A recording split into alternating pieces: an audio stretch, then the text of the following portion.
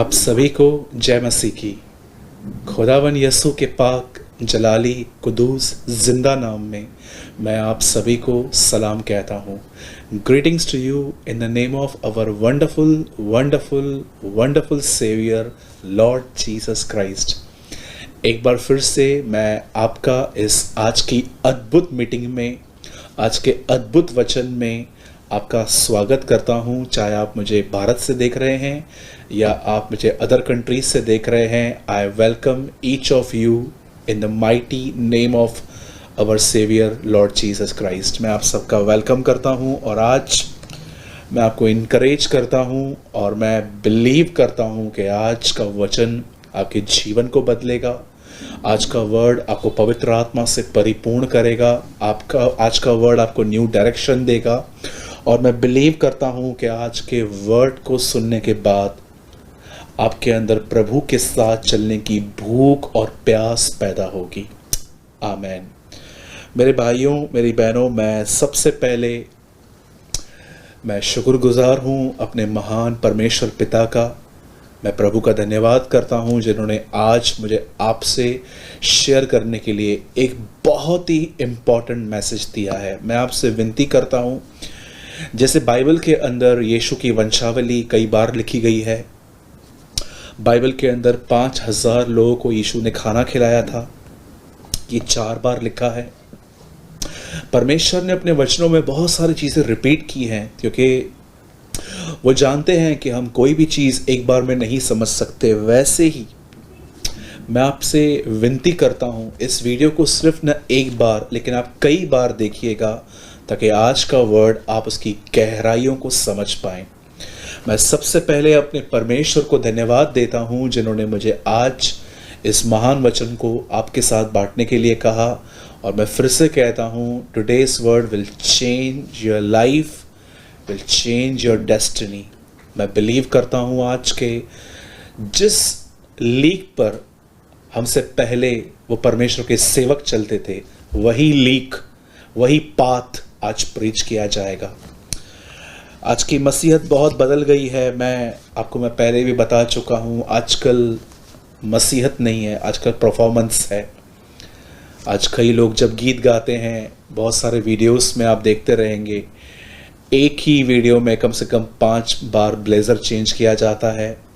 बहुत सारी बहनों को आप देखेंगे तो बहुत बार उनकी वर्शिप नहीं होती है। आपने देखा होगा कि वो बहुत बार एक परफॉर्मेंस के तौर पे वर्शिप करती हैं। बहुत सारे भाई आजकल जब स्टेजेस पे खड़े होते हैं तो उनके ऊपर बहुत सारी लाइट्स जलती रहती हैं, बहुत सारे इफ़ेक्ट्स दिखाए जाते हैं। It's a performance, it's a 100% performance. पहले के लोग ऐसे नहीं होते थे, वो बहुत कम खर्च करते थे इन बाहरी चीज़ों को, लेकिन वो अपना बहुत समय देते थे खुदा के साथ। आज की मसीहत बहुत ड्रिफ्ट हो चुकी है।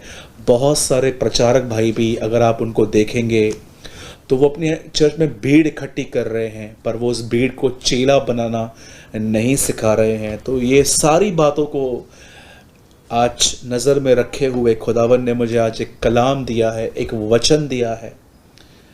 मैं बिलीव करता हूँ ये ओल्ड पाथ को याद करवाएगा। द बाइबल से जाओ और प्राचीन काल में जो मार्ग हैं उन्हें अपनाओ।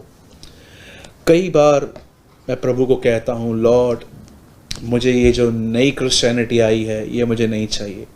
I want old version. मुझे प्रभु वो चाहिए जिस पे वो चेले पतरस, याकूब और यूहन्ना चलते थे। और मैं बिलीव करता हूँ कि आज का मैसेज बहुत इम्पॉर्टेंट है। मैं आपको एक्साइटेड इसलिए कर रहा हूँ ताकि आप आज के वर्ड की वैल्यूज़ को जान पाएँ। आप जानते हैं बाइबल के अंदर जब हम पहला अध्याय पढ़ते हैं, उत्पत्ति, जेनेसिस, पैदाइश, चैप्टर 1 हम पढ़ते हैं, हम देखते हैं वहाँ पर कि परमेश्वर ने इस सृष्टि को कैसे बनाया। और आप परमेश्वर को वहाँ पर एक काम करते हुए देखोगे कि प्रभु वहाँ पर घाई में नहीं है, जल्दबाजी में नहीं है। वो प्रतिदिन कुछ स्लोली बना रहा है। आप पहले पढ़ेंगे तो आपको वहाँ पर मिलेगा कि प्रभु ने कैसे ज्योति बनाई, उसके बाद पानी का एक हिस्सा उसने ऊपर कर दिया और जो पानी बच गया उसको उसने किनारे पे लगा के उन्हें समुंदर कहा। उसके बाद आप देखेंगे कि प्रभु ने सूरज बनाया, चांद बनाया, प्लैनेट्स बनाए। उसके बाद प्रभु ने हरी हरी घास बनाई, फिर जानवर बनाए, और अंत में उसने इंसान को बनाया और उसने इंसान को अदन की वाटिका में रख दिया। मैं आपसे क्वेश्चन पूछना चाहता हूँ, खुदा अगर ये कहता सिर्फ अपने शब्दों से कि आज सब कुछ बन जाए, तो मैं बिलीव करता हूँ उसी दिन सब कुछ बन जाता। पर क्यों परमेश्वर ने अपनी शुरुआत इतनी धीमे से की? पहले दिन पे उसने ज्योति बनाई, फिर उसने पानी को हटाया, फिर उसने जो सूखी भूमि थी उसको अर्थ कहा, उसके बाद प्रभु ने पेड़ पौधे बनाए, उसके बाद उसने हरी हरी घास वगैरह सब उसने जानवर वगैरह बनाए। क्यों प्रभु हर दिन एक सिस्टमेटिक काम कर रहा था, स्लोली बना रहा था। उसके बाद आप देखिए, जब परमेश्वर ने पहली बार ये कहा मेरा बेटा आएगा, जब आदम पाप में गिरा तो प्रभु ने क्या कहा?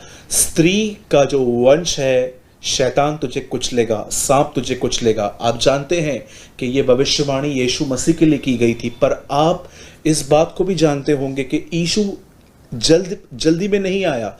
उसके बाद मूसा आया, उसके बाद शमूएल आया, फिर दाऊद आए, फिर उसके बाद बाइबल बताती है सुलेमान आया, उसके बाद यशाया नबी आए, यर्मिया आए, होशे आया, बहुत सारे नबी आए। परमेश्वर पुराने नियम के अंदर भी हमेशा ऐसा ही दिखता है कि वो हमेशा धीरज से काम कर रहा है। और अब भी जरा देखिए, हम तो कहते हैं कि अंतिम समय आ गया है, लेकिन मैं आपको बताना चाहता हूं इब्रानियों में लिखा गया है कि पूर्व युग में परमेश्वर ने हमारे बाप दादाओं से थोड़ा थोड़ा और बाती बाती अलग अलग तरीके से बातें की, लेकिन अब इस अंतिम दिनों में, इन द लास्ट डेज, इस अंतिम दिनों में उसने अपने पुत्र के द्वारा बातें की। हम तो कहते हैं अंतिम समय आ गया है, लेकिन बाइबल बताती है जब यीशु मसीह आए तब से अंतिम दिन स्टार्ट हो गए हैं। जरा सोचिए, प्रभु आज भी पेशेंस रखे हुए है। और मैं आपको बताना चाहता हूं, अब तक प्रभु नहीं आया है सिर्फ एक वजह से, क्योंकि वो चाहता है कि हम में से कोई नाश न हो, पर वो चाहता है कि हम मन फिराएं। लेकिन बहुत जल्द समय पूरा होगा और वो आ जाएगा। अब मैंने आपको पुराने नियम की एक घटना बताई कि प्रभु ने कैसे दुनिया बनाई, और नए नियम की मैंने आपको एक घटना बताई कि कैसे प्रभु धीरज धरे हुए है। बाइबल के अंदर परमेश्वर ने जब भी अपने आप को रिवील किया, मैं आपको बताना चाहता हूं, उसने धीरज रखा हर चीज में। लेकिन आप जानते हैं, वही परमेश्वर जो हमेशा अपने आप में धीरज धरे हुए है, वो बाइबल के अंदर एक जगह पर ऐसे भी दिखाई दिया जहां पर वो बहुत ज्यादा जल्दी में था। बहुत ज्यादा अमेजिंग ना? दुनिया बनाने के लिए इतना समय लिया, यीशु मसीह को भेजने के लिए इतना समय लिया, लेकिन एक चीज ऐसी है जिसमें उसने बिल्कुल समय नहीं लिया, वो उसने बहुत जल्दबाजी में जाके कर दिया। और जानते हैं वो क्या था? बाइबल के अंदर एक ही जगह है जहां परमेश्वर को आप बहुत जल्दबाजी में देखोगे, और वो था जब बाइबल बताती है वो बेटा जो अपने बाप का सब कुछ उड़ाकर वापस आ रहा था। लिखा है बेटा चल रहा था, बाप दौड़ रहा था। एक यही प्लेस है जहां पर परमेश्वर ने कभी देरी नहीं की, नेवर। आप जानते हैं, चाहे आप मसीह में आने से पहले कैसे थे या मसीह में आने के बाद आप कैसे हैं, आज भी अगर आप उसकी तरफ जाएंगे, वो आपको दौड़ के गले लगा देगा। वो आपको अपनी आत्मा से भरने में कुछ सेकंड्स नहीं लगाएगा। सिर्फ आपको ये कहना है, प्रभु हाँ, मुझसे गलती हुई है, मुझसे गुनाह हुआ है, मुझे क्षमा कर, मैं अपना मन फिराना चाहता हूं, और वो आपको अपनी आत्मा से भर देगा। हम में से बहुत सारे जवान भाई बहन जो मुझे देख रहे हैं, हो सकता है मसीह में आने के बाद आपसे कुछ ऐसी गलतियां हुई हैं आप किसी को बता नहीं सकते, अपने पास्टर को भी नहीं बता सकते, क्योंकि आपको पता है कि चर्च के अंदर आपकी बदनामी होगी। या हो सकता है कि आप एक ऐसे भाई बहन हैं जिन्होंने मसीह में आने से पहले ही कुछ ऐसे गुनाह किए हैं जो आप नहीं बता सकते, या आपसे कुछ ऐसी गलतियां हुई हैं। कई लोग अपने आप को गिल्ट में जिंदगी जी रहे हैं, हमेशा अपने आप को बुरा समझते हैं, पापी समझते हैं। कोई उनको कह दे कि प्रभु आपका उपयोग करेगा तो उनको लगता है प्रभु हमारा उपयोग कैसे कर सकता है, हमने तो बहुत बुरे काम किए हैं। मैं आपको कहना चाहता हूँ मेरे भाइयों, मेरी बहनों, ये सिर्फ मैं एक ही इंटेंशन से कह रहा हूं ताकि आप एक नई शुरुआत कर सकें। प्रभु आप पे गुस्सा नहीं है, वो आपकी कमजोरियों को जानता है। दाऊद कहता है यहोवा जानता है कि मनुष्य मात्र मट्टी है।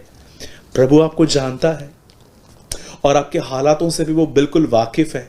और मैं as a messenger of God आपको कहना चाहता हूं, मैं जानता हूं आप में से कुछ लोगों के आंखों में आंसू होंगे, क्योंकि वो हमेशा अपने आप को ऐसा ही फील करते होंगे, प्रभु मुझे औरों की तरह वचन याद नहीं होते हैं, मुझे औरों की तरह वचन समझ में नहीं आते हैं। प्रभु मैं तो मसीह में बैप्टिज्म लेने के बाद भी मैंने बड़े बड़े पाप किए, प्रभु मैंने तो ये किया, मैंने तो वो किया।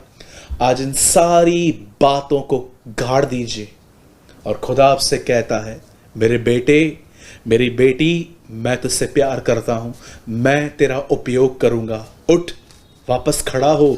तेरी कोई गलती उस प्लान को जो मैंने किया था उसे बर्बाद नहीं कर सकती, अगर तू खड़ा हो जाए तो। आप जानते हैं याकूब को प्रभु ने क्या कहा था?